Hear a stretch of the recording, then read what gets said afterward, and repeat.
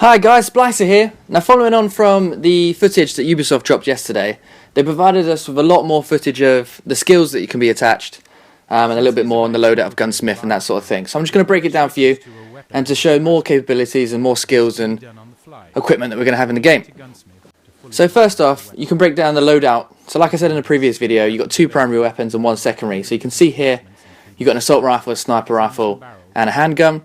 But then equally in that same loadout, you've got a drone that will always be attached to you, a frag grenade, flare gun, flash grenade, a mine, C4 and a diversion grenade. So you've got quite a lot of equipment on that one character. And then obviously you can see on the side there you've got all your different weapons. And I'll go into that in a bit more detail later on.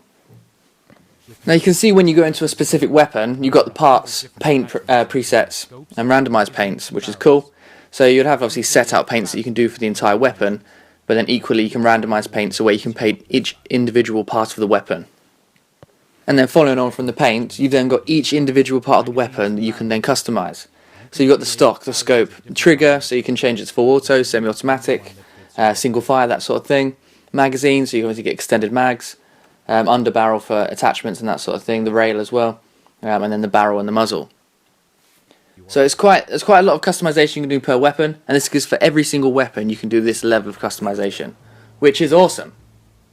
So following on from the loadout, we'll move on to the skills, and there's 5 different skills that you can change and adapt and upgrade in this game. So that'd be weapon, drone, item, physical and squad.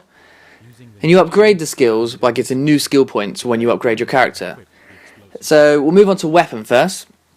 So you can see it's broken down into different categories. So you've got stable aim, hip fire, spread. So the same sort of things you'd expect. So some of the skills have more upgradable parts. So then you obviously get each. It's like an upgraded version of that skill.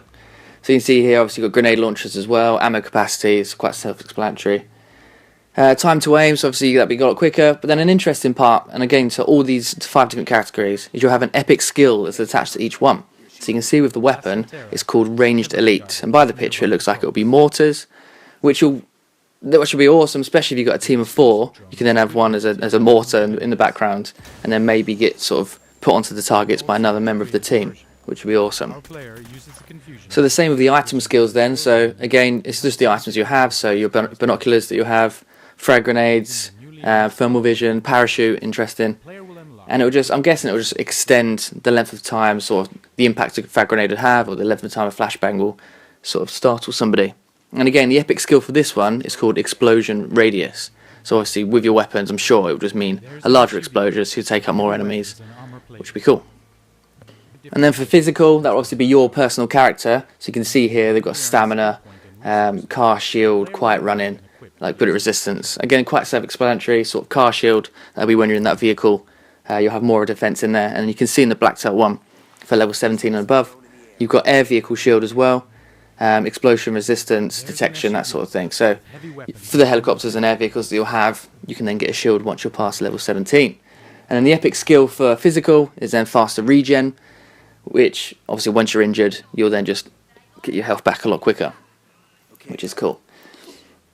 So then moving on to drone, as you can see there, like we said earlier, that each individual skill will have upgradable parts. You can see with the battery, if you get them to the 4th part, it gives you unlimited range, rather than a time limit for when the drone will run out of battery and then have to come back. What's interesting, and what I've noticed on this one here, so when you look at speed, obviously, like we said, it goes up, so 50%, and then it'll go up to 70%. But equally, you see the skills that have got a little star in the bottom right-hand corner. It will give you an extra bonus if you gain a medal, a specific medal for that skill. So you can see with speed in the bottom right hand corner, it adds an extra 80% speed bonus, and it shows you where you can find the medal. So it says here you can find it in Monte Poncho, excuse the pronunciation. But when it's broken down and you see the requirements for each individual skill, you can see that the little blue arrow is the skill points that you require, and then the other ones will be supplies that you pick up throughout the world, the open world of Ghost Recon Wildlands, which is quite cool.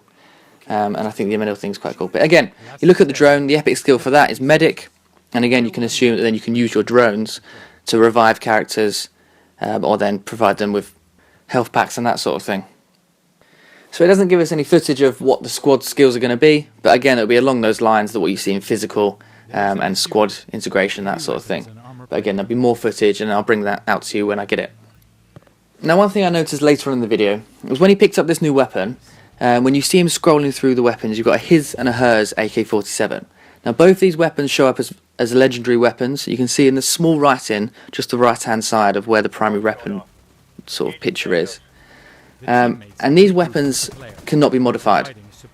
So although it prides itself on customization, however, you get legendary or exotic weapons, I'm assuming, they cannot be modified and they'll stay with what they are. But you can see there it's got a damage increase and sort of noise reduction and penetration increase. So it'll be interesting to see what extra capabilities legendary and exotic weapons will bring, because it'll bring you above and beyond what the attachments can currently give for that specific weapon, which I think will be awesome. I just wanted to add this footage of the tactical map that is included, because one, it shows the scale of the map that we've got, and I know we all know that it's huge and Ubisoft are going on about how massive it is, but equally it shows it broken down into provinces, and you can see in the left hand side it will show you the skill points that can be gained within that province, including the bonus medals that we spoke about earlier, and then obviously weapons cases and accessory cases and that sort of thing. So it's awesome to see the amount of depth that Ubisoft have gone into for this game. I was a little bit apprehensive after the release because there was so much hype around it and I didn't know if they'd deliver. But it's looking as if the game's going to have the sort of depth that we want, and the gameplay's looking awesome at the moment as well.